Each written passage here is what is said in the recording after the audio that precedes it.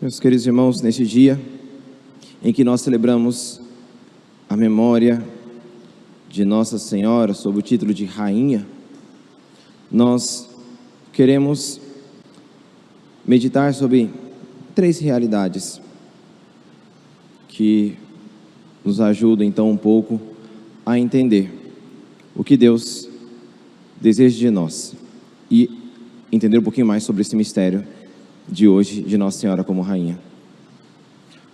No final do Evangelho de Lucas, Nossa Senhora, no final do Evangelho de hoje, Nossa Senhora termina dizendo: eis aqui a serva do Senhor, faça-se em mim segundo a tua palavra.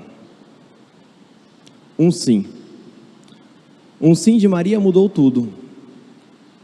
Quem ela era antes do sim?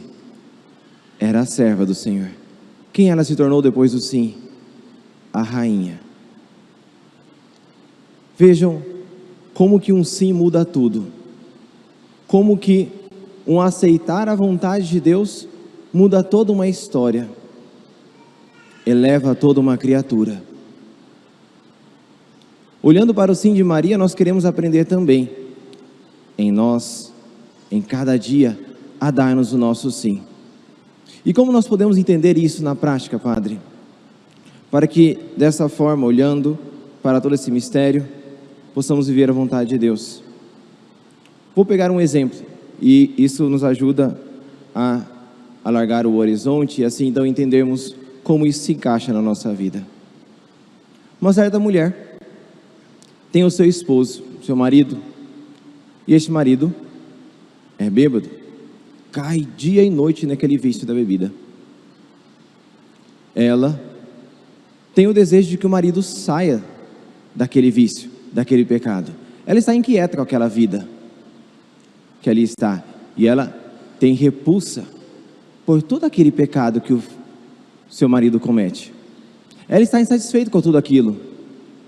Porque, é lógico, aquilo ali não agrada a Deus. Só que naquela repulsa do marido, melhor dizendo, de tudo aquilo que o marido faz, ela sem perceber, acaba também jogando, como diz o ditado, né? Joga a água com o bebê junto, é assim que fala, né? A bacia com o bebê, eu não lembro agora como é que é o ditado. Ela acaba também jogando algo valioso que está escondido ali. Ela olha para aquele campo, que é a vida do marido, ou melhor dizendo, que é a vida dela, e vê naquele campo um campo estéril, um campo seco, como nessa sequidão que estamos, né, aqui em Mato Grosso. Só que ao desprezar aquele campo, ela acaba se esquecendo e despreza também um tesouro escondido naquele campo. Que tesouro é esse? O caminho que Deus escolheu para ela. Em nós, a grande dificuldade nossa muitas vezes é que nós enxergamos como deveria ser, mas não enxergamos que o que acontece agora, há ali um querer de Deus, para a nossa santificação, para a nossa salvação.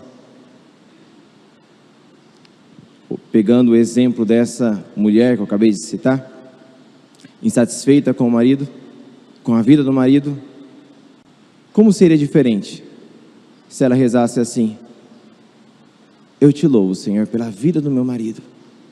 Eu te louvo, Senhor, por estar com ele. Eu te louvo, Senhor, por me dar a graça e a oportunidade de amá-lo como me amaste. Como diz na Sagrada Escritura, eis o amor de Deus, a prova de que Deus nos ama. Quando ainda éramos pecadores, o Senhor deu a vida por nós. O Senhor me dá a graça de amá-lo como o Senhor me amou. Te louvo, Senhor, porque agora está claro que aqui se esconde o meu caminho do céu. Sim, não desejo que meu marido continue assim, mas eu amo, Senhor, o caminho que o Senhor escolheu para mim. Eis aqui a serva do Senhor, faça em mim segundo a tua palavra. Quando nós enxergamos o querer e a vontade de Deus nas cruzes do dia a dia, tudo muda. É fato que há em nós a insatisfação por olharmos o pecado presente, por olharmos a miséria presente, por não vermos o reino de Deus ali presente. Mas tomemos muito cuidado, peçamos a Deus que aumente a nossa fé, para enxergarmos o tesouro escondido naquele campo que é a nossa vida, onde muitas vezes se apresenta como um campo seco, mas aos olhos da fé que vê além, vê o que está escondido, vê o tesouro oculto. Que o sim de Maria então ajude no nosso sim. Este é o primeiro pensamento. Ao olharmos para como tudo mudou naquela serva, quando disse sim e se tornou rainha, o Senhor nos mostra como tudo muda quando nós damos o nosso sim como ela. O segundo pensamento é tirado do Salmo de hoje. No final diz assim: levanta da poeira o indigente, do lixo ele retira o pobrezinho, para fazê-lo assentar-se com os nobres de seu povo. No livro de Esther, sempre quando nós olhamos aqui, é uma coisa que nos ajuda na catequese, quando nós olhamos as santas mulheres do Antigo Testamento, nós vemos ali algo que Deus quer nos ensinar a respeito de Nossa Senhora. Então, olhando para Esther, nós podemos entender um pouquinho mais sobre a missão de Nossa Senhora. Ainda mais porque Esther foi rainha, e estamos hoje celebrando Nossa Senhora como rainha. No livro de Esther, só que resumindo a história, lá pelas tantas, Esther, casada com Assuero faz um decreto para então mandar matar todo o povo judeu. Ele não sabia de toda aquela situação, fez isso por causa de Amã, que era o seu braço direito, e então havia ludibriado ele para assinar esse decreto injusto. Mardoqueu, que era tio de Esther, se põe na praça da cidade, enche de cinzas, de pó, podemos dizer aqui de sujeira, de poeira, e faz penitência. Lá pelas tantas, Esther vai até ele, pergunta por que está fazendo isso e tudo, e o seu tio Mardoqueu a faz lembrar, não pensas que por estar no palácio, não serás atingida por isso. Ou seja, é como se ele dissesse assim: você está ali, nessa qualidade de rainha, não só por você, mas por nós também. Você foi colocado ali não somente por você, mas por nós também. E isso ele comprova quando ele termina a frase, ele dizendo assim: quem sabe não foi por este momento que o Senhor te colocou onde você está. É mais ou menos assim que ele diz. Procura lá depois, Esther capítulo 4, se não me engano. Esther então compreende que ela se tornou rainha não por ela, mas pelo povo. Não por qualidades dela, mas por Deus olhar o seu povo. Então escolhe um representante, alguém para ser o seu instrumento em meio ao povo. Ela compreende a missão e começa a rezar, e pede que Mardoqueu avise os outros judeus para então todos eles rezarem, e assim, dessa forma, conseguirem mudar a situação. Ela faz penitência, jejuns, orações, antes de se encontrar com o rei. Naquela altura, na oração, ela já havia compreendido o mistério de sua vida, a sua vocação, o seu chamado. O rei por 3 vezes diz a ela, algo parecido com o que o Herodes disse, para Herodíades, pede o que quiseres e eu te darei, ainda que seja metade do meu reino, eu te darei. Diz isso uma vez, diz isso outra vez. Na terceira vez, Esther responde algo mais ou menos assim: Senhor, meu rei, se era o teu agrado, isto é, se você me ama, dá-me o que eu mais desejo, o meu povo. Dá-me a vida do meu povo. Ela pede de presente isso. E por que isso nos ajuda a entender um pouquinho o mistério de Nossa Senhora como rainha?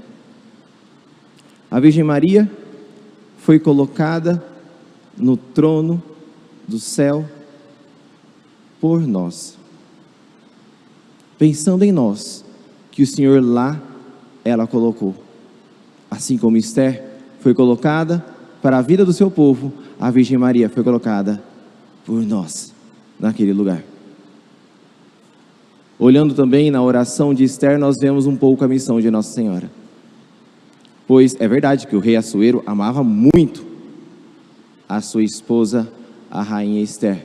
E muito mais, amava Deus, o Pai, a Virgem Maria.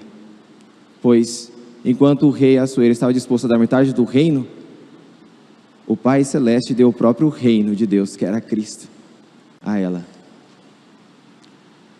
E o que faz a Virgem Maria diante dessa grande prova de amor do Pai? Pede o que quiseres, eu te darei.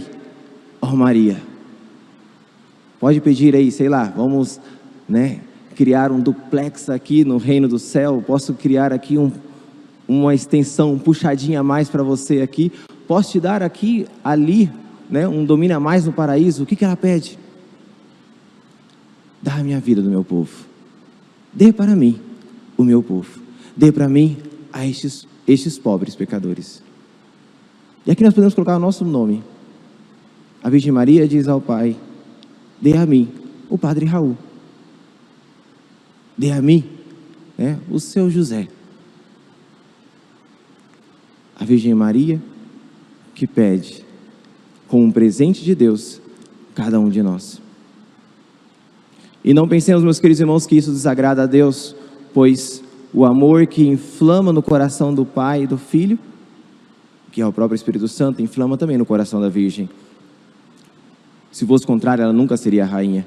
Tem um episódio, por exemplo, no 2 Crônicas, onde o rei Asa, se não me engano, querendo ser fiel à lei de Deus, ele chega inclusive de tirar o reinado de sua mãe, porque ela estava adorando os ídolos. A Virgem Maria, fiel a Deus, e por isso pede aquilo que no fundo o próprio Deus já queria conceder a ela: a vida do meu povo. Por fim, nós temos a passagem de Isaías, e na passagem de Isaías diz, um pouco falando do povo que andava na escuridão. E eu lembro de uma história que está presente na legenda franciscana. Essa história fala a respeito de 2 freizinhos que iam fazer uma grande homenagem a Nossa Senhora numa festa que havia ela, e eles fariam a peregrinação até uma cidade próxima, onde tinha um santuário muito famoso de Nossa Senhora, lá na Itália.